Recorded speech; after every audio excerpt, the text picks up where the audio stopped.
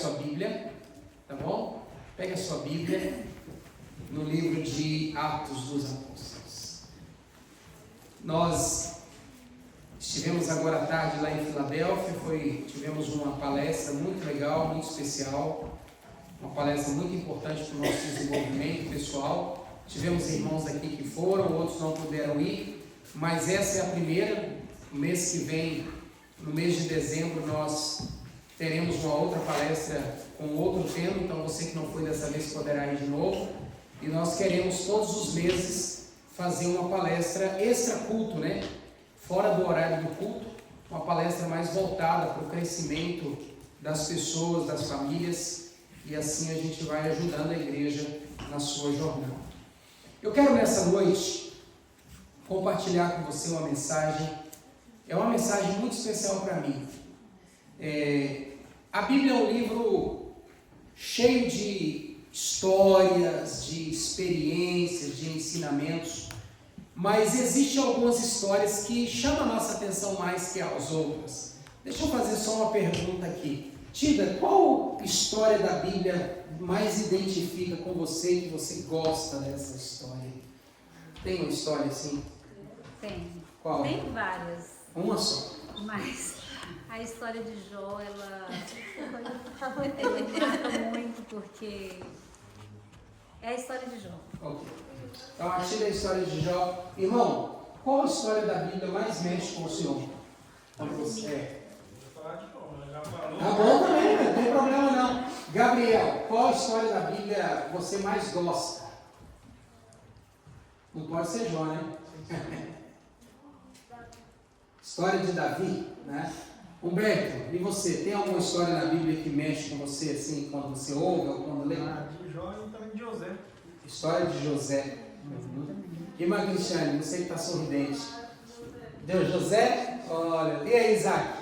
Você que agora é um pregador aqui da nossa igreja. Moisés, ele chama muita atenção. Moisés, muito bem. E aí, Sarinha? E você? Qual é a história que você mais gosta da Bíblia? De Moisés também? Muito bom. E Marluz, e você? História de Esther também. História de Esther.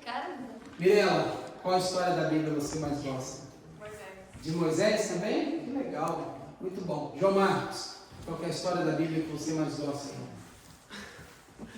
Eu ia falar José. José? Está colando, né, João? Mas é verdade. São histórias lindas, não é, irmãos? Eu não sei, eu acho que cada história da Bíblia, ela tem meio a ver com a nossa história de vida, né? Eu gosto de histórias da Bíblia que falam de superação, e eu gosto da história de alguns apóstolos. Todos eles tiveram o seu papel, mas alguns se superaram, sabe? Superaram todas as expectativas. Eu gosto da história de alguns, como Tiago e João, que eram indivíduos assim bem complexos, né? Bem difíceis de lidar, mas eles se tornaram homens muito importantes na igreja de Deus e conseguiram mudar a sua história, né? E principalmente a perspectiva das pessoas para com eles. E porque hoje nós lembramos da personalidade que eles tinham, mas a gente coloca o mais aí, né? Eles se superaram. Eu gosto também da história de Jefité, que era filho de uma prostituta, né? Rejeitado pelos irmãos e que se tornou um dos grandes líderes de Israel. Nós também gostamos muito da história de Josué, que era o escudeiro de Moisés. Sem dúvida, pelo estirpe de Moisés, pela postura de Moisés, dificilmente alguém olhava e diria assim, é Josué, mas Deus foi lá e falou assim, é você, né? Então alguma coisa atraiu os olhos de Deus, e isso me fascina muito, porque Deus não vê como o homem vê, né? Porque se o homem vê o coração, se o homem vê o exterior, Deus vê coração. Coração. Sabe quem canta essa música? Quero ver se vocês são brasileiros mesmo. A Isis. Começa com N.A., o nome do cantor. Pois se o homem vê só um pastor. Lembra dessa música? Deus vê. É isso aí, essa música aí. Linda. Procure essa música em Nápoles, Portugal, e vocês vão... É uma música sobre Davi. E eu gosto dessa história aqui, que é a história de Pedro e João, quando eles vão ao templo para orar. Eu gosto dessa história não pelo milagre. Eu gosto dessa história pelo que esses homens se tornaram. A Bíblia diz que a igreja estava em uma convulsão espiritual.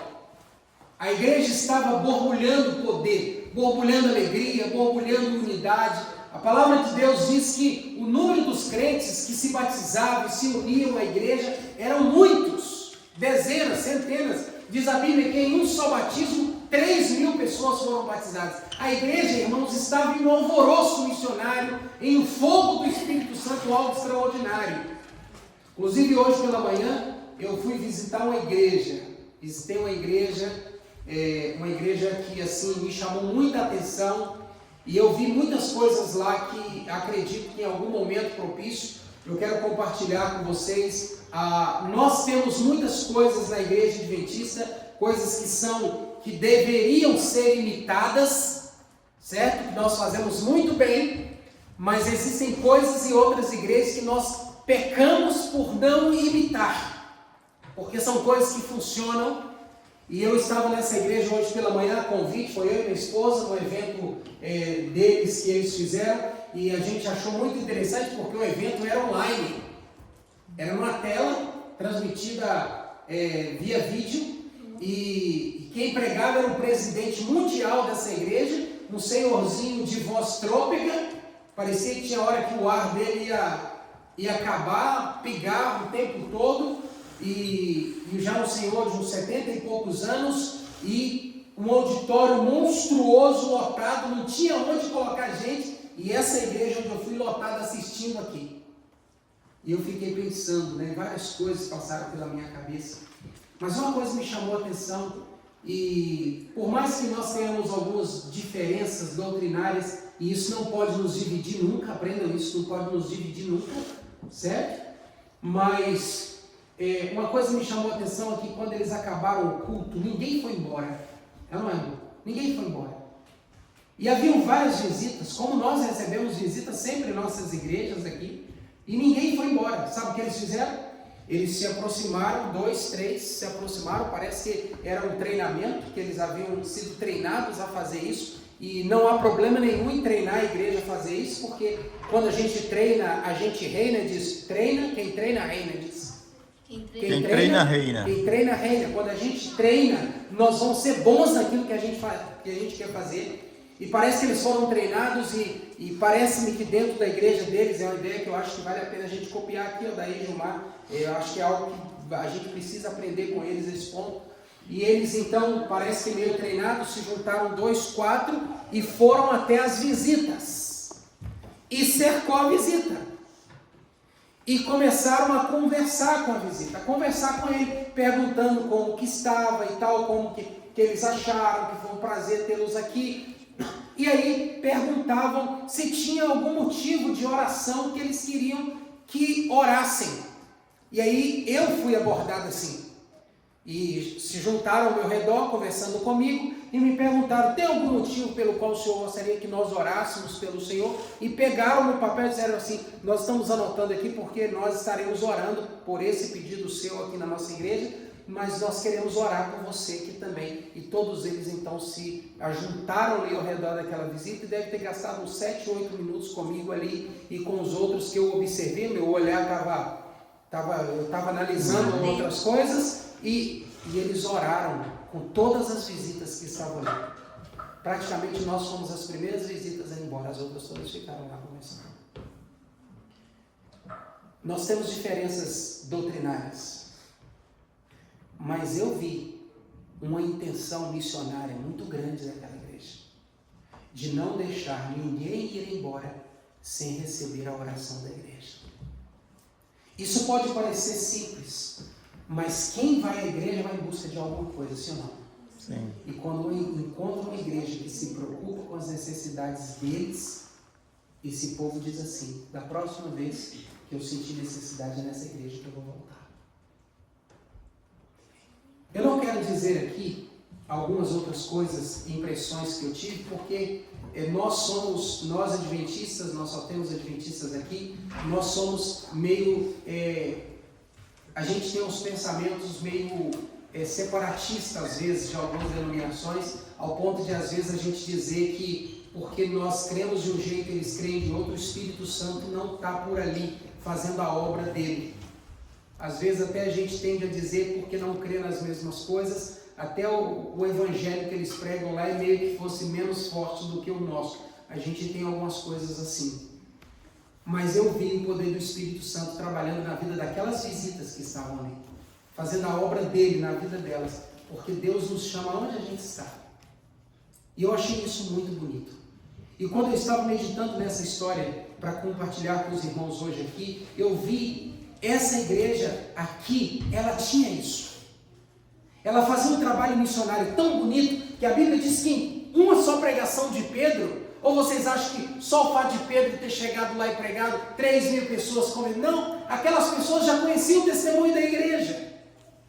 E quando Pedro pregou dizendo assim, olha, Jesus os ama, então eles perguntaram, mas o que nós vamos fazer? E Pedro disse, arrependei-vos e convertei-vos de todo o coração. Sem dúvida, eles disseram, então é aqui que a gente quer ficar. E esse povo se agregou à igreja.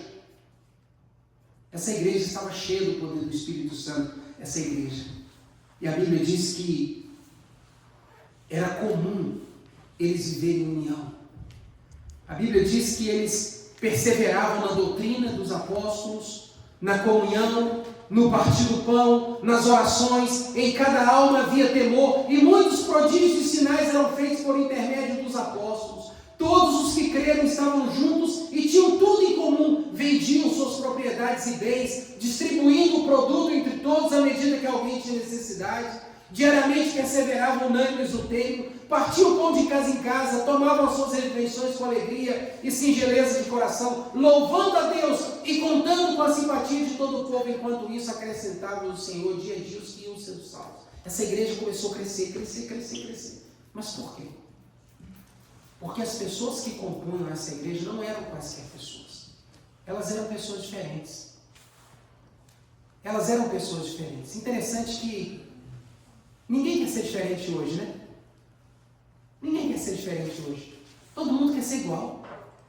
Se um compra uma calça, daqui a pouco o que acontece?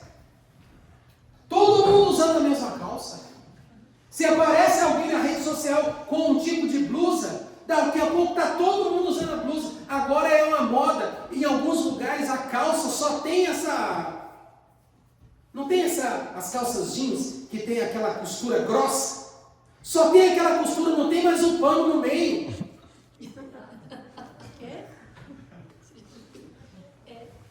Só tem as costuras.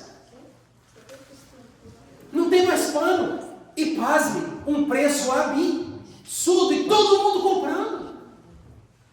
Então nós vivemos uma época que as pessoas não querem mais ser diferentes. Elas querem ser iguais aos outros. Na roupa, no jeito de falar, na comida, em tudo, no cabelo.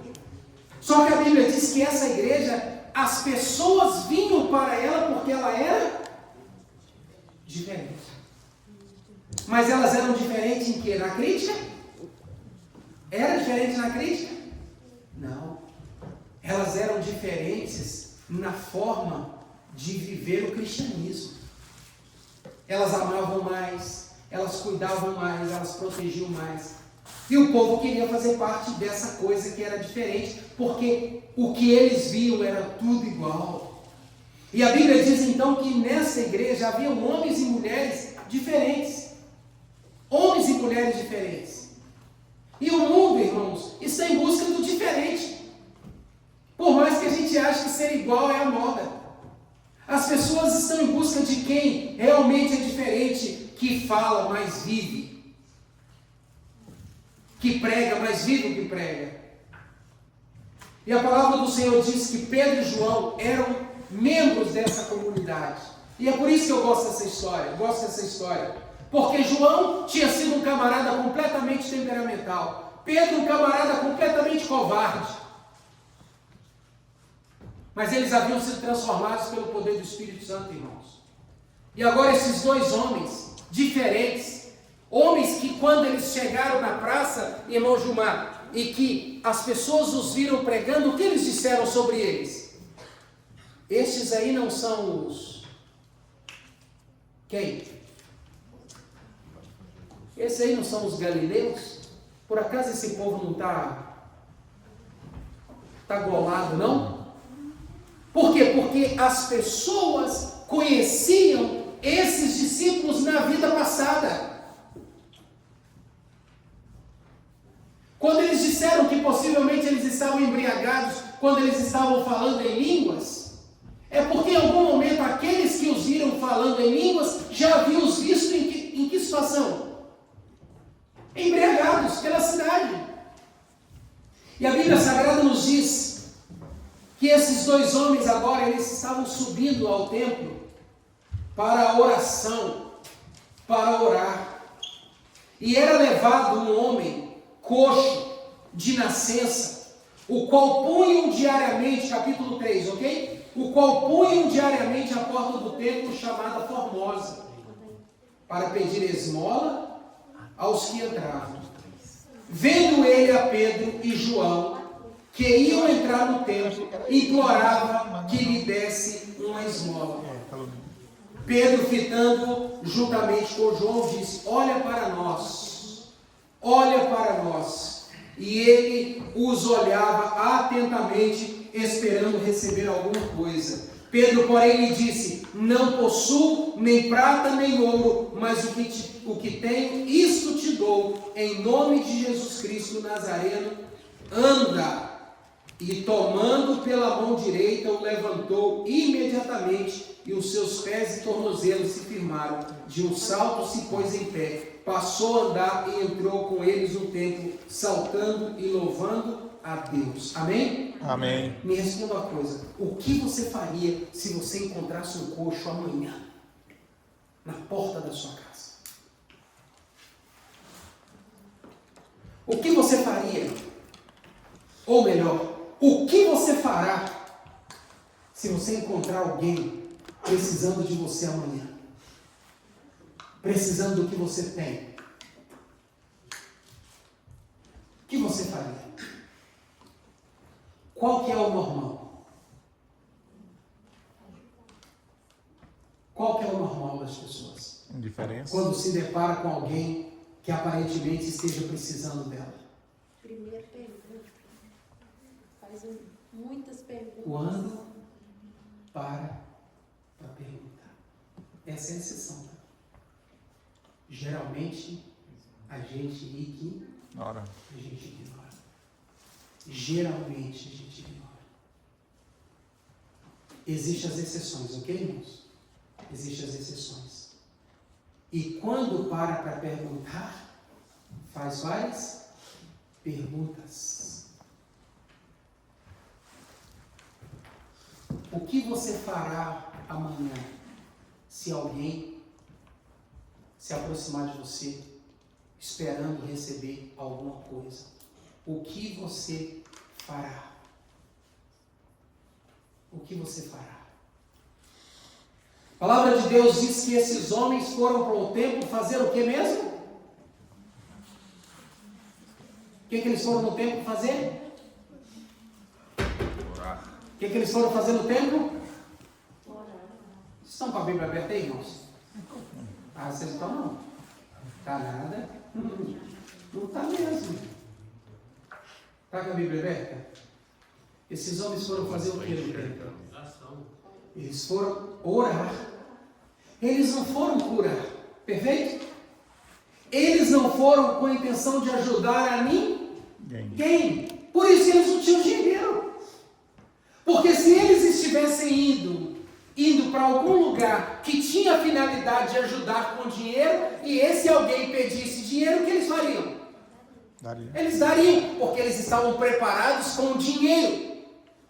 Agora, esses homens não estavam indo para um lugar que dependia de dinheiro. Esses homens estavam indo para um lugar para outra finalidade. Eles estavam indo orar.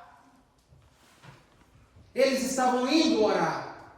Mas aqui nós encontramos nessa história algo interessante, é que nem sempre aquilo que as pessoas estão precisando, nós temos que dar. Mas nós temos muitas vezes que entender a real necessidade e dar aquilo que ela precisa. Nem todas as pessoas com as quais nós iremos nos encontrar durante a semana estão precisando realmente daquilo que elas demonstram estarem precisando.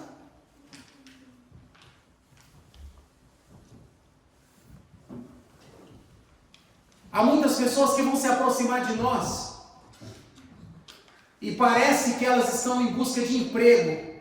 Na verdade, elas estão em busca que alguém fale para elas assim: você é mais do que esse emprego que você está procurando. Você é muito melhor que isso. Resgate de autoestima, de autoimagem. Às vezes, pessoas vão aproximar de você pedindo dinheiro. E algumas delas vão pedir chorando. Às vezes, o que elas estão precisando não é nem tanto do dinheiro, é que você abrace e diga assim: você não está sozinha. Você não está sozinho. Porque esses homens não foram para comprar algo, por isso eles não tinham dinheiro, eles estavam indo para adoração, para oração. Mas aquele que se encontrou com eles não estava indo para a oração. Nem todas as pessoas que vão se encontrar conosco na jornada da nossa vida estão à procura de quem? De quem? De Jesus. Nem todas as pessoas que vão se encontrar conosco em nossa jornada estão com o mesmo propósito que nós, com o mesmo objetivo que nós. Aqueles dois homens iam ao templo para orar. Aquele homem era levado para esmolar. Pouco importava para ele o que acontecia dentro daquelas portas. Pouco importava. Objetivos diferentes. No mesmo lugar. Objetivos diferentes no mesmo lugar. Porém, a Bíblia diz que os caminhos deles se cruzaram. E a pergunta agora que fica é: quem faria a diferença na vida de quem? A gente acha, Mirella, que a gente nunca tem que aprender nada com as pessoas que cruzam o nosso caminho. Que só a gente tem algo a ensinar. Mas não é isso que a história diz. A história diz que quando eles cruzam o caminho do outro, acontece o crescimento. A Bíblia diz que quando eles se cruzam, aquele homem olha para os discípulos esperando deles receber alguma coisa. E a pergunta que eu faço para mim, pergunta essa que o texto não diz, é o que eles enxergaram naquele homem. O que eles viram naquele homem? Será que eles olharam para aquele homem como um aproveitador? Será que eles olharam para aquele homem como alguém que estava apenas com preguiça de trabalhar? A Bíblia diz que quando eles se cruzam, esse aleijado, esse homem, esse coxo de nascença, pede para eles dinheiro. E os discípulos olham para ele. E nesse momento, acontece esse momento especial de troca de valores. Por que você acha que essa história está aqui? Por que você acha que essa história está aqui?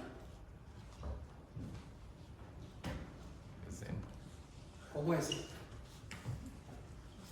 Esse homem ensinou alguma coisa? Existe alguma história que é... Tem problema. Posso ir sem coisa mesmo. Existe alguma história que é lembrada que não tenha nada a ensinar? Não. Toda história que está registrada é porque tem algo a nos ensinar.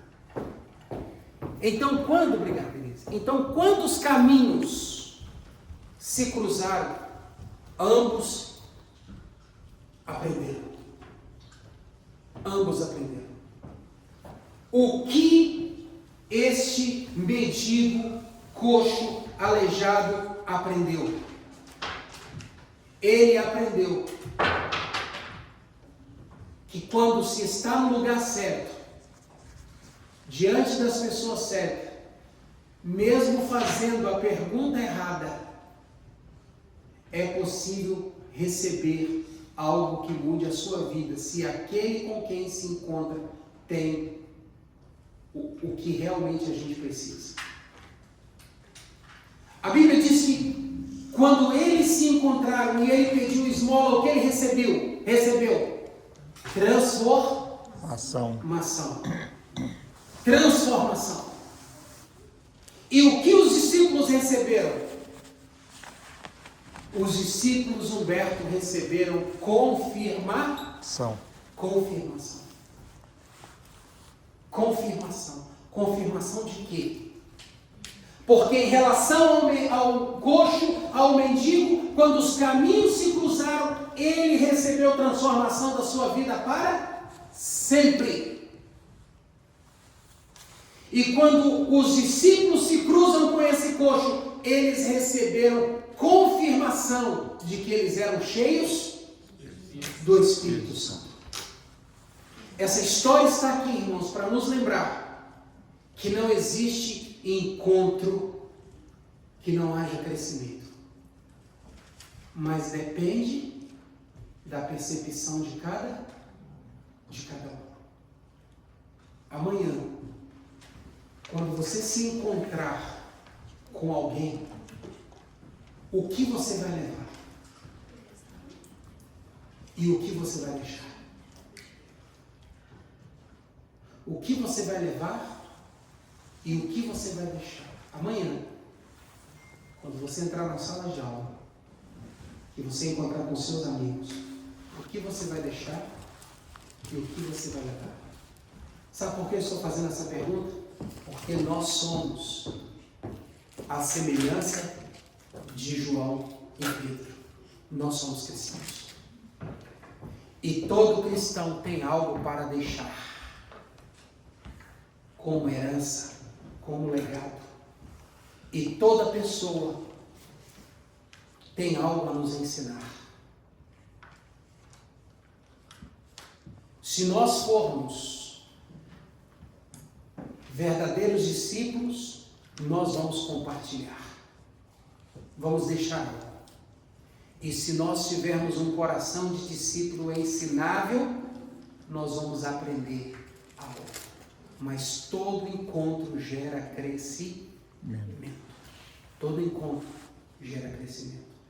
A Bíblia diz que quando eles tiveram esse encontro, Pedro olhou para ele e disse assim: olha para nós, acaso nós temos dinheiro? Acaso nós estamos indo para um mercado? Acaso nós estamos indo para um comércio? Não, nós estamos vindo para onde Deus habita. Então nós não temos nem ouro nem prata, mas o que nós temos, isso nós te damos em nome de Jesus. Era muito lógico, era o que eles tinham. Então foi o que eles ofereceram. Quando você encontra com alguém, o que você oferece? Você oferece o que ele pede? Ou você oferece o que ele tem? Muitas vezes, quando nós nos encontramos com determinadas pessoas, elas, ao invés de receber de nós o que nós temos, elas colocam o que elas têm em nós. Tristeza, pessimismo, vaidade, rancor, tristeza, ódio, mágoa. Te pergunto, você já teve encontro com alguém que depois que você saiu do encontro com esse alguém, você passou a não gostar de uma outra pessoa que esse alguém falou? Já aconteceu com você? Já aconteceu com você alguma vez? Você não pensava nada relacionado àquela pessoa, mas depois desse encontro, você passou, Não é medo, viu? Outro dia ela agiu assim também. Será que essa pessoa não tem razão, não? Ela deve ser assim mesmo. É verdade ou não é? Dependendo do encontro com quem você tem, ao invés de você deixar, é você que leva. Como cristãos, irmãos, nós não podemos levar o que as pessoas têm de pior para nós. Nós temos que deixar na vida delas o que nós temos de melhor. Pedro era perfeito? Não. Jó era perfeito? Não. Mas o que ele deixou para eles? Melhor. O que eles tinham de melhor. E o que eles levaram? A confirmação de que eles eram verdadeiramente homens de Deus. O que aquele mendigo tinha a oferecer, de nada lhes importava. Importava o que eles estavam deixando e o aprendizado que eles estavam absorvendo. O crescimento foi só para eles. Como cristãos, nós temos que entender isso. Todo encontro nosso tem que gerar crescimento para a pessoa e para ele. Durante essa semana, você vai se encontrar com um bocado de gente. Sim ou não? Sim. Você se encontrou com alguém hoje? Sim. Você encontrou com alguém hoje? Sim ou não? Sim. Sim. O que você deixou? E o que você está levando? Faz sentido, irmãos? Sim. Faz sentido esse assunto? Que Deus nos ajude, irmãos. A ser como esses dois homens foram. Eu poderia ficar aqui até tarde falando para vocês um bocado de coisa. Mas a mensagem que eu quero deixar nessa noite aqui, para minha amada igreja, é o seguinte: todo encontro precisa gerar crescimento para o outro e para mim. Nunca o negativo, nunca o contrário. Se o seu encontro com alguém está gerando perdas para você, desencontre.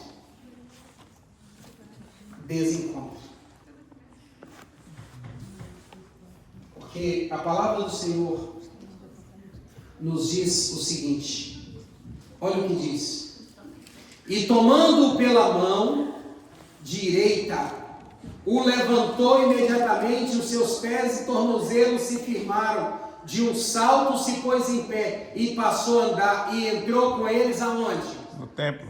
Olha só o que eu vou dizer para você: ninguém virá para a sua igreja o dia que ele colocar o mal dele no seu coração, o dia que ele te transformar igual ele é.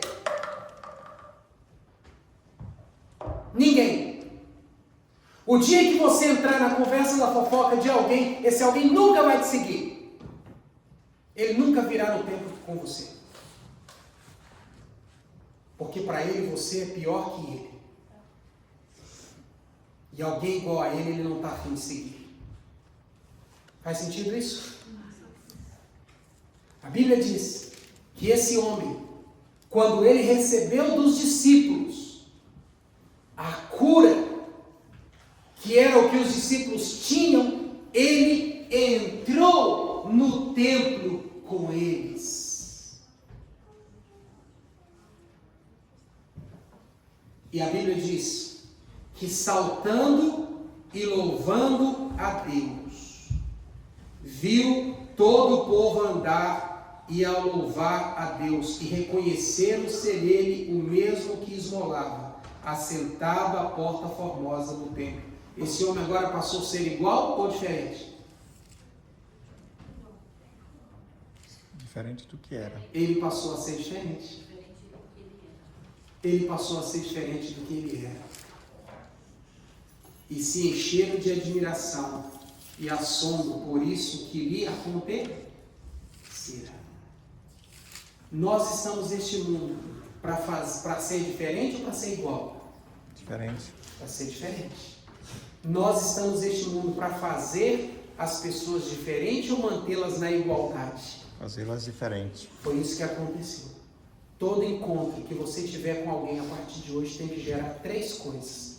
Tem que gerar doação do que você tem, transformação e crescimento para você.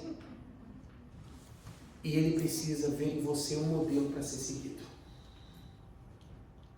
Ele precisa ver em você um modelo para ser seguido. Porque aquele homem, Isaac, jamais teria ido para o templo louvar e adorar. Ele ia ali todo dia, irmãos. E ele nunca tinha entrado no templo. Ele ia todos os dias ali, mas para quê? De esmola. Para pedir esmola. Ele nunca tinha entrado. Ele só entrou no templo o dia que alguém decidiu não dar o que ele queria.